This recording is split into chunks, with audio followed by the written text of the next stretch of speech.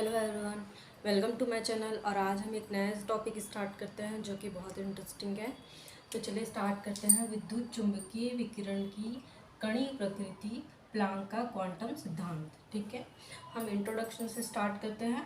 कुछ प्रयोगों जैसे कि गर्म पिंड से विकिरण का उत्सर्जन, गर्म पिंड से विकिरण का उत्सर्जन, धातु की सतह से फोटॉन द्वारा इलेक्ट्रॉन का निष्कासन, ठोसों में ऊष्माधारिता का परिवर्तन, ठीक है, विशेषकर परमाणुओं के रैखिक स्पेक्ट्रम, इनको क्या विद्युत चुंबकीय तरंग प्रकृति के आधार पर हम नहीं समझा सकते हैं। इसको हम समझाने के लिए हमको प्लांक का क्वांटम सिद्धांत सीखना होगा। ठीक है, तो सबसे पहला पॉइंट है, इन प्रयोगों में से ब्लैक बॉडी रेडिएशन की मैक्स प्लांक द्वारा सन 1900 में व्याख्या की गई।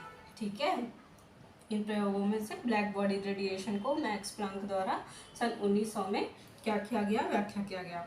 दूसरा पॉइंट है, किसी ठोस पदार्थ को जब गर्म किया जाता है, किसी ठोस पदार्थ को, जैसे कोई ठोस पदार्थ है इसको हम बहुत ज़्यादा गर्म करते हैं, ठीक है, गर्म किया जाता है, तो तब विस्तृत परास वाले तरंगदैर्घ्य के विकिरण उत्सर्जित होते हैं। तो विस्तृत परास वाले क्या होंगे, तरंगदैर्घ्य के विकिरण जो होंगे वो उत्सर्जित होंगे।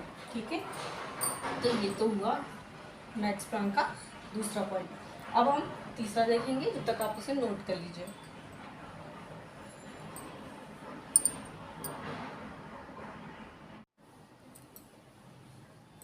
तो चलिए स्टार्ट करते हैं। अगला पॉइंट, थर्ड पॉइंट है हमारा, एक ऐसा आदर्श पिंड, हम एक ऐसा पिंड लेते हैं जो हर प्रकार की आवृत्ति के विकिरणों को उत्सर्जित तथा अवशोषित करता है। ठीक है, हम उसमें कुछ विकिरण डालते हैं एक प्रकार की आवृत्ति का, हर प्रकार की आवृत्ति की, चाहे बड़ी हो चाहे छोटी हो। ठीक है, हर प्रकार की आवृत्ति के विकिरण को ये क्या कर सके, उत्सर्जित कर सके। एक कोई पिंड है जो हर प्रकार की आवृत्ति को उत्सर्जित कर सके, या तो क्या कर सके, उत्सर्जित कर सके, या तो अवशोषित करता है। तो ब्लैक बॉडी तथा इस पिंड से उत्सर्जित विकिरण को हम ब्लैक बॉडी रेडिएशन कहते हैं। तो इसी प्रोसेस को हम क्या बोलेंगे, ब्लैक बॉडी कहेंगे। और जो पिंड जो हुआ, जो विकिरण को उत्सर्जित करेगा, उसको हम ब्लैक बॉडी रेडिएशन कहते हैं। ठीक है, दिए गए तापमान पर उत्सर्जित विकिरण की तीव्रता तरंगदैर्घ्य के कम होने के साथ बढ़ती है। जैसे हम क्या करते हैं, कोई तापमान देते हैं, जैसे हम पिंड को कोई तापमान दिए, ठीक है, तापमान पर उत्सर्जित विकिरण की तीव्रता, जैसे कोई विकिरण जो होगी उत्सर्जित हो रही है, तो उसकी तीव्रता क्या है, उसकी तरंगदैर्घ्य क्या है, तरंगदैर्घ्य कम होने के साथ बढ़ती है। पहले क्या होगी, तरंगदैर्घ्य कम होगी, उसके बाद ये बढ़ती जाएगी। ठीक है, अधिकतम होगी। इसके बाद क्या होगी, एक तरंगदैर्घ्य पर अधिकतम होगी। कोई तरंगदैर्घ्य पर ये बहुत ज़्यादा अधिक हो जाएगी, उसके बाद तरंगदैर्घ्य के और कम होने पर, यदि ये तरंगदैर्घ्य और कम होगा, कम होते जाएगा, तो ये क्या होगा, कम होने पर कम होना शुरू हो जाएगा। तो इसकी आवृत्ति कैसे हो जाएगी, कम होना शुरू हो जाएगी।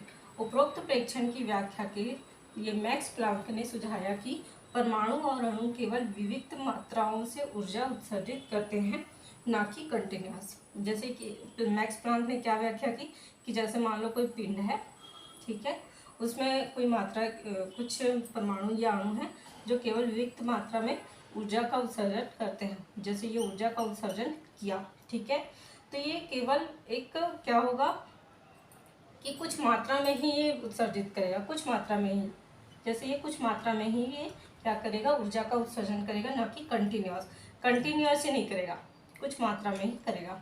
ठीक है, तो इस मात्रा को हम बोलेंगे क्वांटा।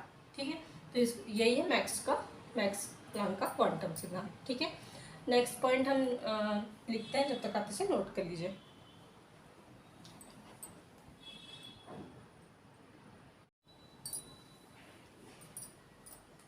तो आइए हम नेक्स्ट पॉइंट स्टार्ट करते हैं। विद्युत चुंबकीय विकिरण के रूप में ऊर्जा की जिसे न्यूनतम मात्रा में उत्सर्जन या अवशोषण होता है, उसे प्लांक का क्वांटम सिद्धांत नाम दिया गया। ठीक है, पहले हम बता चुके हैं कि विद्युत चुंबकीय विकिरण के रूप में, जैसे कोई पिंड में क्या होगा, विद्युत चुंबकीय विकिरण के रूप में क्या होगा, विद्युत का अवशोषण, ठीक है, विकिरण का अवशोषण या उत्सर्जन जब होता है, तो उसे प्लांक का क्या बोलते हैं, न्यूनतम मात्रा में, बहुत कम मात्रा में, जो कि छोटे छोटे क्वांटम के रूप में।